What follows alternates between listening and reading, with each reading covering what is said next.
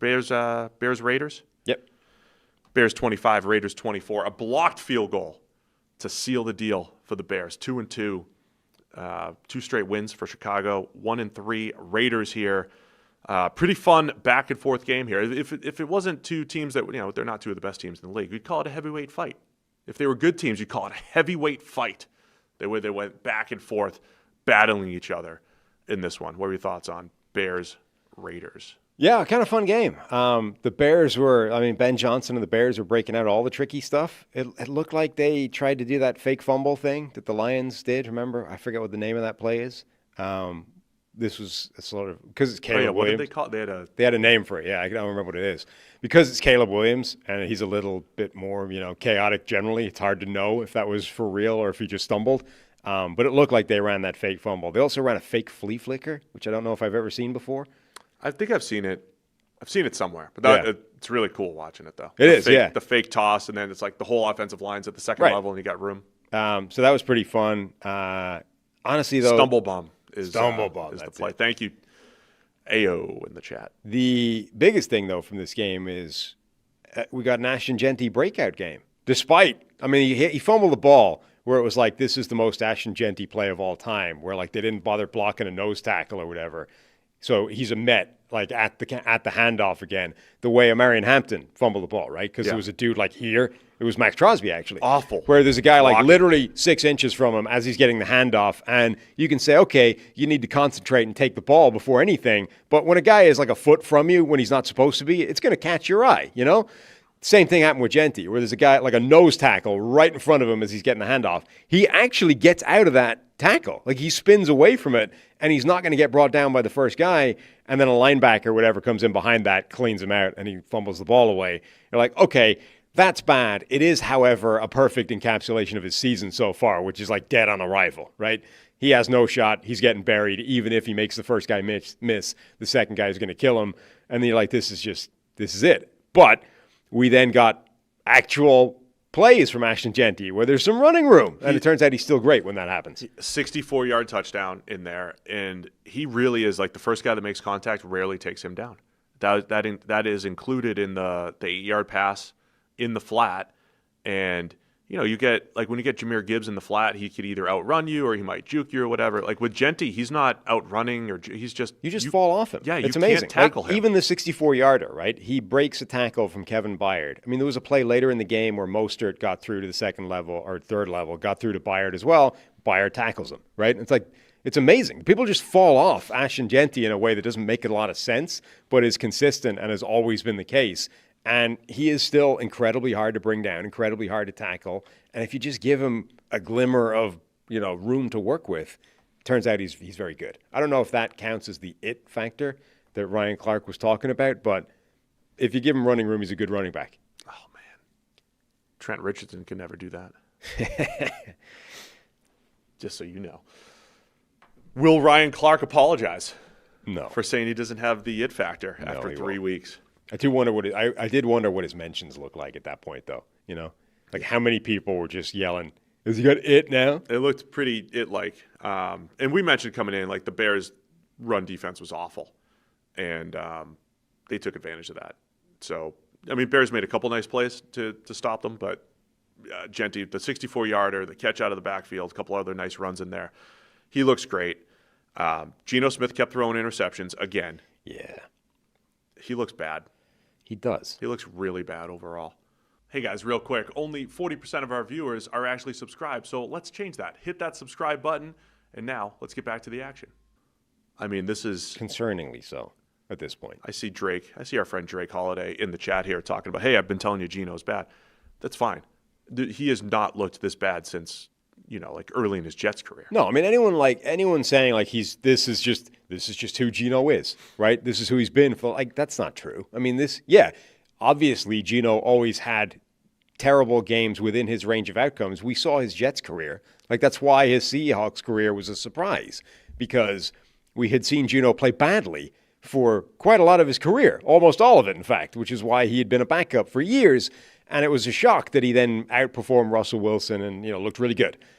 To be like, well, this is the level of play he's been at the whole time, is crazy. I mean, he played very well for a period of time, and now he seems to have gone back in the tank right at the worst possible moment for the Raiders' perspective.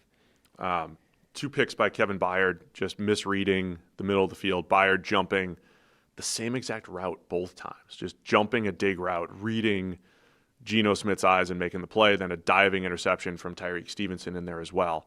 I mean, those are massive plays, and I'm calling it a heavyweight fight because despite that, the Raiders still had an opportunity with the game-winning field goal attempt that the Bears blocked. And then from a Bears perspective, opportunistic to make those picks. Byard, I think there was points in Byard's career where people thought he might be done, but from a coverage perspective, he could still make impact plays like he did yesterday. And credit the Bears for sticking with it. Caleb Williams with a beautiful touchdown to Rome Odunze on a post route, and then it was DeAndre Swift with the game-winning 4-yard touchdown run for the Bears. Yeah, hugely costly game for the Raiders, potentially. Colton Miller was carted off in the final seconds. That's massive for an offensive line that was already in bad shape. I mean, he's by far their best offensive lineman. Max Crosby also, by the way. He had another guy with a batted pass interception to himself. It was so funny because it was the first he batted a pass on a screen, which was a great read early in the game. And then he comes back, and it looked like I think he was just on a stunt. And he came in, but it almost looked like he wasn't for a minute. I mean, I think he was just reading the quarterback. He definitely kind of adjusted his pathway to like, I'm on a stunt. However, if I arc this further inside, I can actually get in the way of this throwing lane. There's something about defensive linemen tipping the ball, picking passes off, picking off screens, and picking off receiver screens. And I'm like, that's just so special. What an interception, though, by Crosby. Because usually when you bat the ball, you can't control where it goes. But he bats it, sees it, catches it. What a play. I mean, Crosby doing everything he can to make plays for the Raiders and offset some of the turnovers that Geno Smith was throwing. He's playing incredibly at the moment. He is one of those guys, I think, that can be in that Defensive Player of the Year category in any given season, and he's playing like that at the moment. But it was a fun back-and-forth game. And after all that, you still had the Raiders with the opportunity for the game-winning field goal. Gets blocked to save the game for the Bears to move to 2-2. Raiders got to figure out the turnover situation. Bears, have they another pretty clean game from Caleb, right? He hasn't thrown – it's tough to put the interception on him. I know there's some people that blame quarterbacks for batted passes or whatever. I'm usually of the other mind. You can't. Not only can you not control batted passes for the most part, you certainly can't control if they get tipped up, down, left, right. They're tough because there are plays where it's like, okay, at no point was this throwing window actually open. Like there is a degree to which a quarterback has to get it through a lane at the line of scrimmage, and if a lane is simply never there, you kind of have to be aware of that. There are other times like this though where that would have looked open for most of the play to the quarterback, and then Max Crosby from like out of nowhere rounds the corner and gets a mid up and bats it to himself. You're like that. I don't think there's much a quarterback can do about that. Yeah, completely. But like Carson Wentz had one against Pittsburgh where it's like there's two bodies there basically in your eye line the entire way. You're like that. You watch quarterbacks do drills where they're sort of things are moving in front of them, and it's like you have to actually find a window, otherwise you're just throwing into a wall. Kyle Monangai, the rookie 7th round running back, running hard again. With just a few carries, but it was Swift with the game winner. And again, Caleb to Odunze's 5th receiving touchdown this year.